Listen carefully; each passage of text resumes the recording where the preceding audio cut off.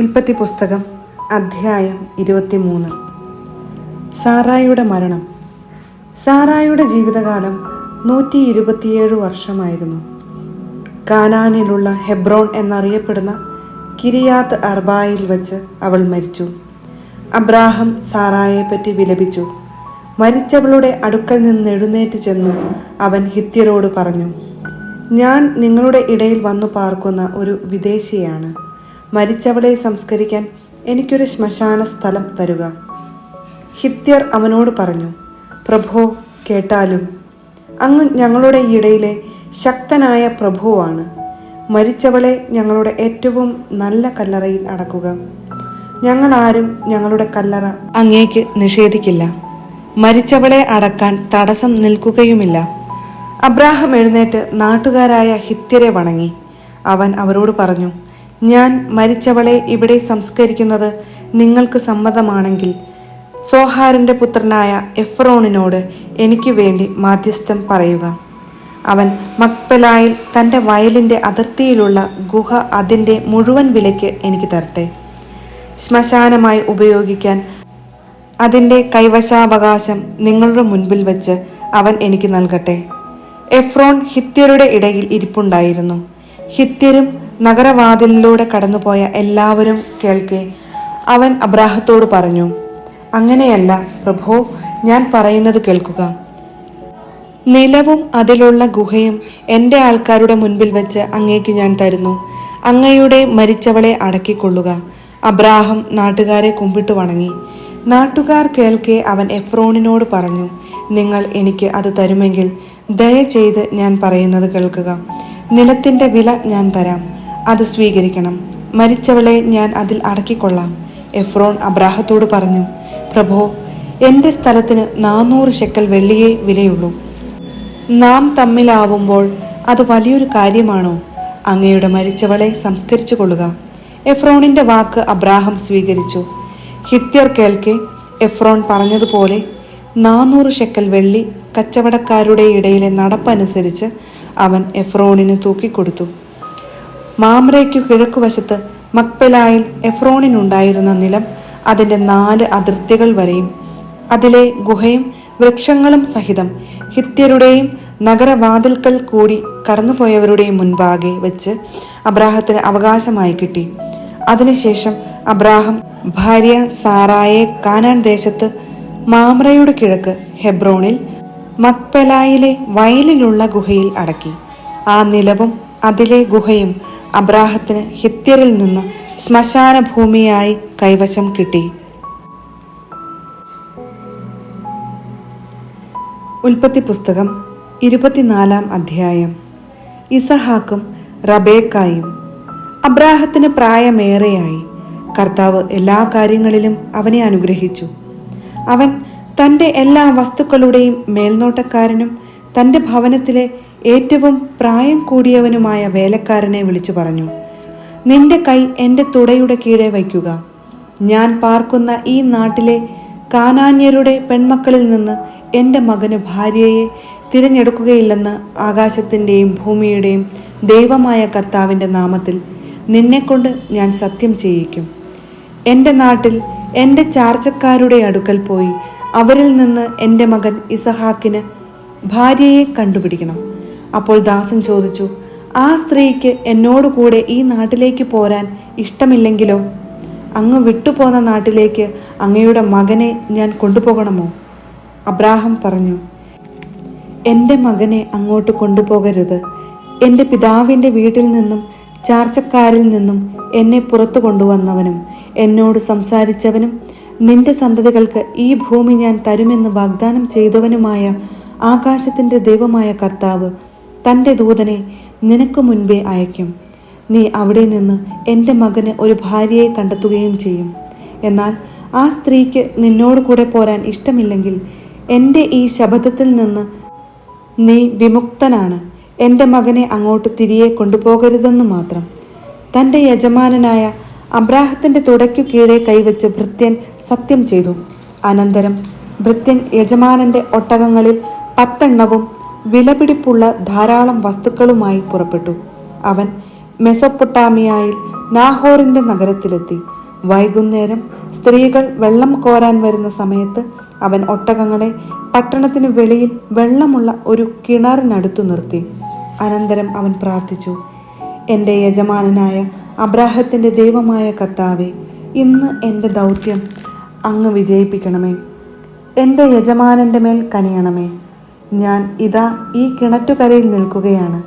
ഇന്നാട്ടിലെ പെൺകുട്ടികൾ വെള്ളം കോരാൻ വരുന്നുണ്ട്. നിന്റെ കുടം താഴ്ത്തിത്തരുക, ഞാൻ കുടിക്കട്ടെ എന്ന് പറയുമ്പോൾ, ഇതാ കുടിച്ചു കൊള്ളുക, നിങ്ങളുടെ ഒട്ടകങ്ങൾക്കും ഞാൻ വെള്ളം കോരിത്തരാം എന്ന് പറയുന്ന പെൺകുട്ടിയായിരിക്കട്ടെ അങ്ങയുടെ ദാസനായ ഇസഹാക്കിന് അങ്ങ് നിശ്ചയിച്ചിരിക്കുന്നവൾ. അങ്ങ് എൻ്റെ യജമാനനോട് നിരന്തരമായ കാരുണ്യം കാണിച്ചിരിക്കുന്നുവെന്ന് അതുവഴി ഞാൻ മനസ്സിലാക്കും. അവൻ ഇത് പറഞ്ഞ് തീരും മുൻപ് തോളിൽ കുടവുമായി റബേക്ക വെള്ളം കോരാൻ വന്നു. അവൾ അബ്രാഹത്തിന്റെ സഹോദരൻ നാഹോറിന് ഭാര്യ മിൽക്കായിലുണ്ടായ മകനായ ബെത്തുവേലിന്റെ മകളായിരുന്നു. പെൺകുട്ടി കാണാൻ വളരെ അഴകുള്ളവളും കന്യകയുമായിരുന്നു. അവൾ കിണറ്റിങ്കലേക്കിറങ്ങി കുടം നിറച്ച് കയറി വന്നു. അബ്രാഹത്തിന്റെ ഭൃത്യൻ അപ്പോൾ അവളുടെ അടുത്തേക്ക് ഓടിച്ചെന്ന് പറഞ്ഞു, ദയവായി നിന്റെ കുടത്തിൽ നിന്ന് കുറച്ച് വെള്ളം കുടിക്കാൻ തരിക. പ്രഭോ, കുടിച്ചാലും, അവൾ പറഞ്ഞു. തിടുക്കത്തിൽ കുടം താഴ്ത്തിപ്പിടിച്ച് അവൾ അവന് കുടിക്കാൻ കൊടുത്തു. കുടിച്ചു കഴിഞ്ഞപ്പോൾ അവൾ പറഞ്ഞു, അങ്ങയുടെ ഒട്ടകങ്ങൾക്കും കുടിക്കാൻ ഞാൻ വെള്ളം കോരിക്കൊടുക്കാം.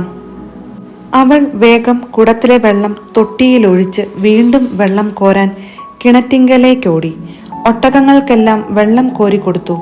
തൻ്റെ യാത്ര കർത്താവ് ശുഭമാക്കിയോ ഇല്ലയോ എന്നറിയാൻ അവൻ നിശബ്ദനായി അവളെ തന്നെ നോക്കി നിന്നു. ഒട്ടകങ്ങൾ കുടിച്ചു കഴിഞ്ഞപ്പോൾ അവൻ 1/2 ഷെക്കൽ തൂക്കമുള്ള ഒരു സ്വർണ്ണ മോതിരവും 10 ഷെക്കൽ തൂക്കമുള്ള 2 പൊൻവളകളും അവൾക്ക് നൽകിക്കൊണ്ട് പറഞ്ഞു, നീ ആരുടെ മകളാണെന്ന് ദയവായി എന്നോട് പറയുക. നിന്റെ പിതാവിൻ്റെ ഭവനത്തിൽ ഞങ്ങൾക്ക് രാത്രി കഴിക്കാൻ ഇടം കാണുമോ? അവൾ പറഞ്ഞു, നാഹോറിന് മിൽക്കായിൽ ജനിച്ച ബെത്തുവേലിന്റെ മകളാണ് ഞാൻ. അവൾ തുടർന്ന് പറഞ്ഞു, ഞങ്ങൾക്ക് കാലിത്തീറ്റയും കച്ചിയും വേണ്ടുവോളമുണ്ട്, താമസിക്കാൻ മുറിയുമുണ്ട്. അവൻ തലകുണിച്ച് കർത്താവിനെ ആരാധിച്ചുകൊണ്ട് പറഞ്ഞു, എൻ്റെ യജമാനനായ അബ്രാഹത്തിന്റെ ദൈവമായ കർത്താവ് വാഴ്ത്തപ്പെട്ടവൻ. തൻ്റെ കാരുണ്യവും വിശ്വസ്തതയും അവിടുന്ന് അവനിൽ നിന്ന് പിൻവലിച്ചിട്ടില്ല. എൻ്റെ യജമാനന്റെ ചാർച്ചക്കാരുടെ വീട്ടിലേക്ക് അവിടുന്ന് എന്നെ നയിക്കുകയും ചെയ്തിരിക്കുന്നു. പെൺകുട്ടി ഓടിച്ചെന്ന് അമ്മയുടെ വീട്ടുകാരെ വിവരമറിയിച്ചു. റബേക്കായ്ക്ക് ലാബാൻ എന്നു പേരുള്ള ഒരു സഹോദരൻ ഉണ്ടായിരുന്നു. അവൻ ഉടനെ കിണറ്റുകരയിൽ ആ മനുഷ്യന്റെ അടുത്തേക്ക് ഓടിച്ചെന്നു. മോതിരവും വളകളും സഹോദരിയുടെ കൈകളിൽ കാണുകയും ആ മനുഷ്യൻ ഇങ്ങനെ എന്നോട് സംസാരിച്ചു എന്ന് അവൾ പറഞ്ഞത് കേൾക്കുകയും ചെയ്തപ്പോൾ ലാബാൻ അവന്റെ അടുത്തേക്ക് ചെന്നു. അവൻ അപ്പോഴും കിണറ്റുകരയിൽ ഒട്ടകങ്ങളുടെ അടുത്ത് നിൽക്കുകയായിരുന്നു. ലാബാൻ പറഞ്ഞു, കർത്താവിനാൽ അനുഗ്രഹിക്കപ്പെട്ടവനെ, വരുക, എന്താണ് പുറത്തു നിൽക്കുന്നത്? ഞാൻ വീടും ഒട്ടകങ്ങൾക്കുള്ള സ്ഥലവും ഒരുക്കിയിട്ടുണ്ട്. അവൻ വീട്ടിലേക്ക് കയറി. ലാബാൻ ഒട്ടകങ്ങളുടെ ജീനി അഴിച്ചു മാറ്റി തീറ്റയും കച്ചിയും കൊടുത്തു. അവനും കൂടെയുണ്ടായിരുന്നവർക്കും കാൽ കഴുകാൻ വെള്ളവും കൊടുത്തു. അവർ അവന് ഭക്ഷണം വിളമ്പി. എന്നാൽ അവൻ പറഞ്ഞു, വന്ന കാര്യം പറയാതെ ഞാൻ ഭക്ഷണം കഴിക്കയില്ല. പറഞ്ഞുകൊള്ളുക. ലാബാൻ സമ്മതിച്ചു. അവൻ പറഞ്ഞു, ഞാൻ അബ്രാഹത്തിന്റെ ഭൃത്യനാണ്. കർത്താവ് എൻ്റെ യജമാനനെ സമൃദ്ധമായി അനുഗ്രഹിച്ചിരിക്കുന്നു. അവൻ സമ്പന്നനാണ്. ആടും മാടും പൊന്നും വെള്ളിയും വേലക്കാരും ഒട്ടകങ്ങളും കഴുതകളും അവിടുന്ന് അവന് കൊടുത്തിരിക്കുന്നു. യജമാനന്റെ ഭാര്യ സാറ വൃദ്ധയായപ്പോൾ അവന് അവളിൽ ഒരു പുത്രൻ ജനിച്ചു. തനിക്കുള്ളതൊക്കെ യജമാനൻ അവനാണ് കൊടുത്തിരിക്കുന്നത്. എൻ്റെ യജമാനൻ എന്നെക്കൊണ്ട് ഒരു സത്യം ചെയ്യിച്ചു. ഞാൻ പാർക്കുന്ന കാനാൻകാരുടെ നാട്ടിൽ നിന്ന് എൻ്റെ മകന് നീ ഒരു വധുവിനെ തിരഞ്ഞെടുക്കരുത്, മറിച്ച് നീ എൻ്റെ പിതാവിൻ്റെ നാട്ടിൽ എൻ്റെ ചാർച്ചക്കാരുടെ അടുത്തു പോയി എൻ്റെ മകന് ഒരു ഭാര്യയെ കണ്ടുപിടിക്കണം. ഞാൻ ചോദിച്ചു, ഒരു വേള ആ പെൺകുട്ടി എൻ്റെ കൂടെ വന്നില്ലെങ്കിലോ? അവൻ എന്നോട് പറഞ്ഞു, ഞാൻ സേവിക്കുന്ന കർത്താവ് തൻ്റെ ദൂതനെ നിന്റെ മുൻപേ അയച്ച് നിന്റെ വഴി ശുഭമാക്കും. എൻ്റെ പിതാവിൻ്റെ വീട്ടിൽ നിന്ന്, എൻ്റെ ചാർച്ചക്കാരിൽ നിന്ന് നീ എൻ്റെ മകന് ഒരു വധുവിനെ തിരഞ്ഞെടുക്കും. എൻ്റെ ചാർച്ചക്കാരുടെ അടുത്ത് ചെല്ലുമ്പോൾ പ്രതിജ്ഞയിൽ നിന്ന് നീ വിമുക്തനാകും. അവർ പെൺകുട്ടിയെ നിനക്ക് വിട്ടു തന്നില്ലെങ്കിലും പ്രതിജ്ഞയിൽ നിന്ന് നീ വിമുക്തനായിരിക്കും.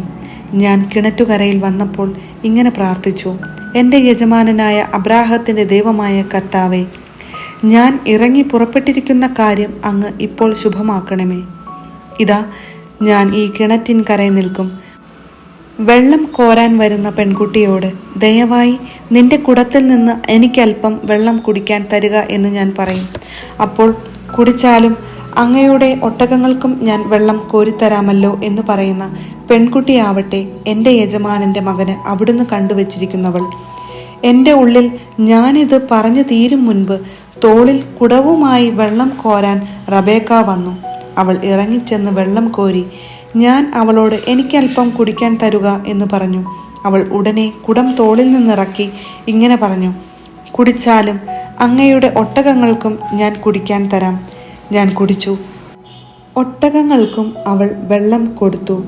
അപ്പോൾ ഞാൻ അവളോട്, നീ ആരുടെ മകളാണ് എന്ന് ചോദിച്ചു.